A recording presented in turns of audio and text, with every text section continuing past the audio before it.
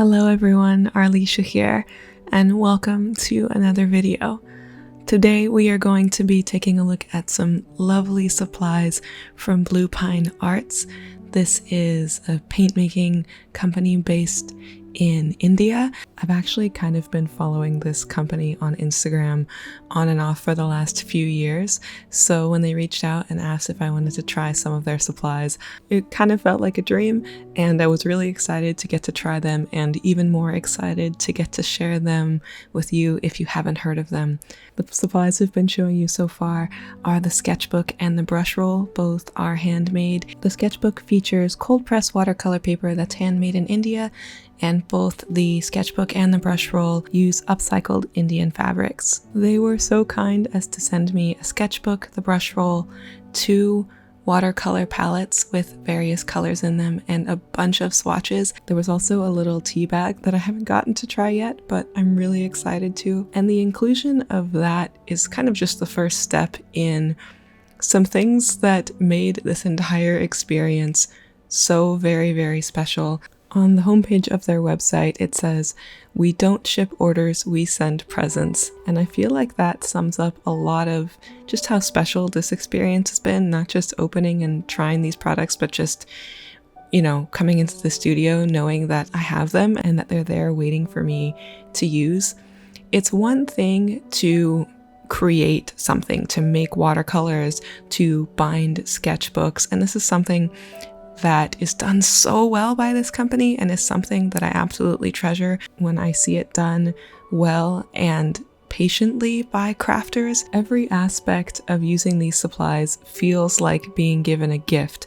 Now, in my case, I literally was given a gift as these products were sent to me, and I'm sure that the user experience is the same for everyone who's gotten to try these supplies. From opening the sketchbook to slipping my brushes into the brush roll and looking at all of the half pans.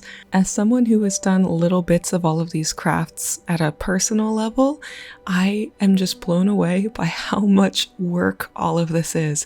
It's so much work to package and curate and create individual colors, and then to present it to consumers in a way that feels personal and intentional and generous and kind.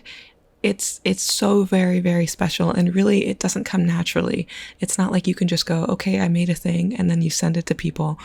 It doesn't have to, by its very nature, have that special feeling, but that's so apparent here. And that's not even necessarily in reference to the quality of the paints, which we'll talk about very soon. But getting to use these supplies has given me something that I absolutely treasure about quality art supplies, and that is I wake up excited to make art.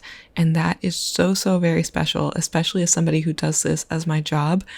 It's not exciting every single day, and I don't wake up overflowing with ideas and feeling like I could just paint until the sun goes down every day. But today I was like, oh man, I guess I have to record the voiceover and finish this video before I use these art supplies again. And that is an experience and a feeling and a state of mind to be treasured. So I guess if I was good at doing like reviews or drawing in viewers, I would wait until the end of this video to say that I love everything you're about to see here. But I'm just gonna tell you now, I'm sure it's obvious at this point, that I love these paints. As soon as I can buy loose sheets of this paper, I will be doing that because I love the paper. I loved those natural torn deckled edges, and everything just feels carefully and intentionally crafted for artists to enjoy.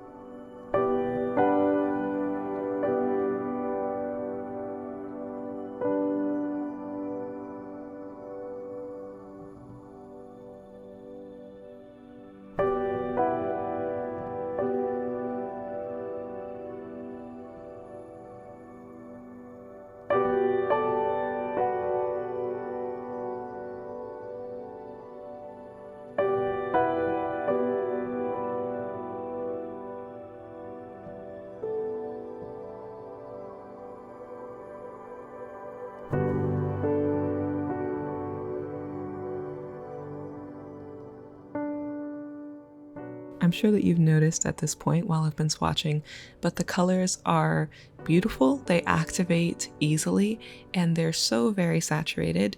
These paints are made from just pigment and binder. There's no additional chemicals or fillers, and I love that these paints are just made with tried and true pigments that we all trust and we know are reliable, like PB29, PV19, PR101, and they are combined in a beautiful and unique way and just makes colors that I'm so excited to pull out and use. The metallic colors are really interesting. I personally don't use metallic colors very often, but I love how the base color and then the shimmering color of these metallics vary a little, and you can see that the most as I tilt the brush back and forth.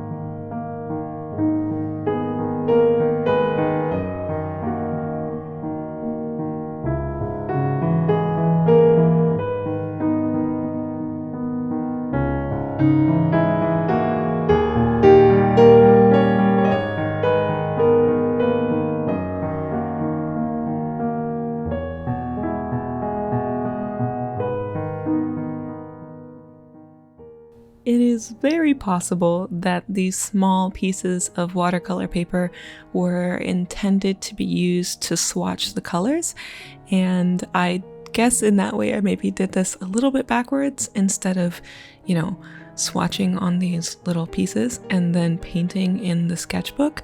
But when I saw these small pieces of watercolor paper, I thought they would be perfect for a couple of small eye paintings that I could share with you all.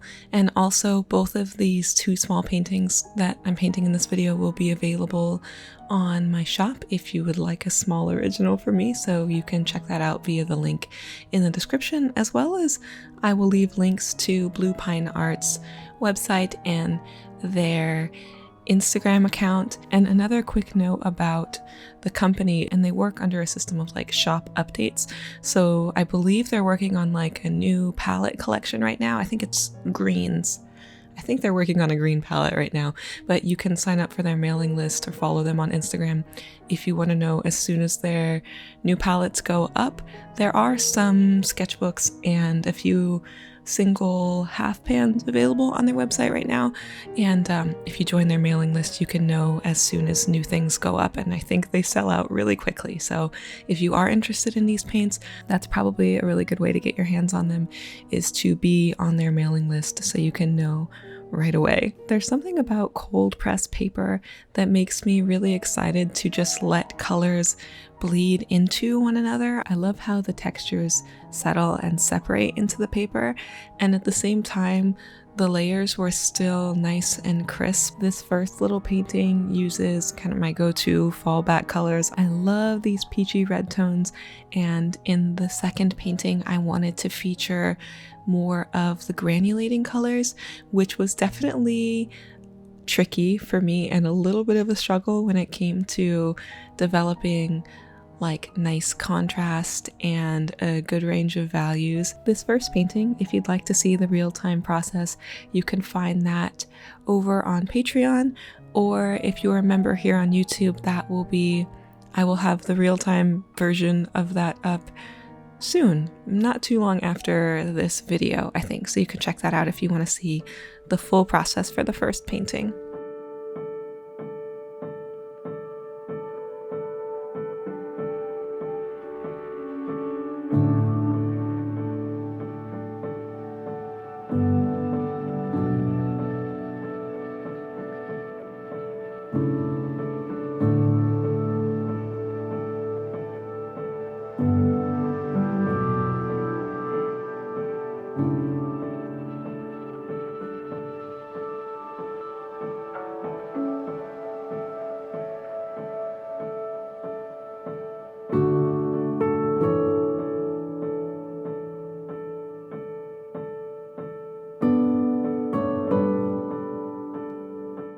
Whenever I sit down to paint with watercolors, and you'll have to leave a comment and let me know if this happens to you as well, but I always sit down and go, okay, here are like 4 or 5 brushes that I'm going to use today. So I'll sit down with a little pile of brushes and I'll start painting, and then at the end realized I used one of them.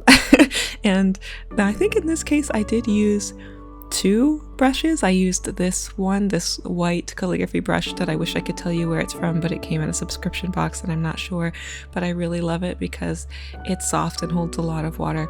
I used this one, and I believe my silver black velvet brush in size 4 or 6.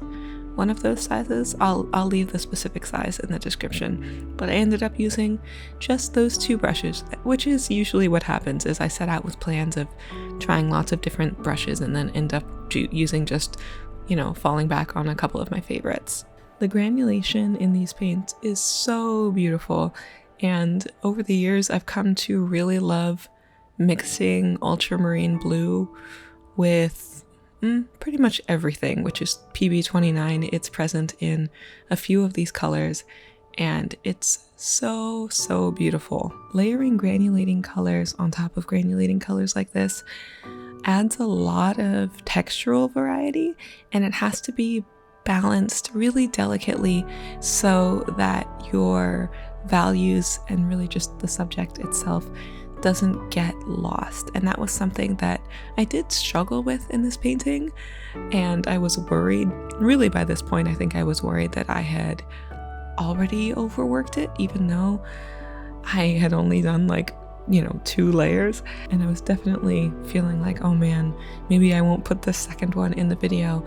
But then by the time I was done, by the time I got to the end, I really liked it. It's much darker overall, but it's really nice to look at, I think. I love the little bits of turquoise and purple peeking out. It feels a bit different, but I really like it. And I think I was on the phone with my twin brother while I was painting this, so I just kept working on it and fiddling with it, and I was even telling him, I'm like, I know I should stop, I shouldn't do any more, and then I would add a couple more strokes or dry it and then go in for another layer anyway.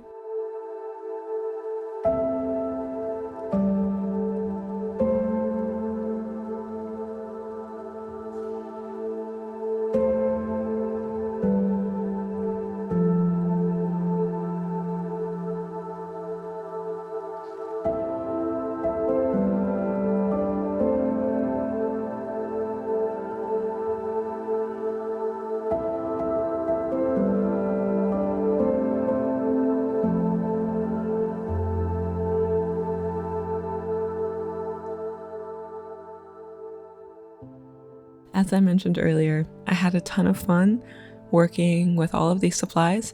When I'm done with this video, I might even sit down in the sketchbook and paint some more, which is special. It's special to want to do that, as I haven't actually sat down and painted in a sketchbook for a long time. So the fact that these inspire me to want to do that feels really special. As always, a huge thank you to my members here on YouTube and my patrons over on Patreon. I create weekly vlogs for my patrons and my members, real-time videos, exclusive mini prints, all kinds of fun stuff, so you're welcome to check out either of those platforms if you'd like to support this channel further. I will also, of course, leave links to Blue Pine Arts so you can check them out. I highly recommend following along in the journey of this paint making company.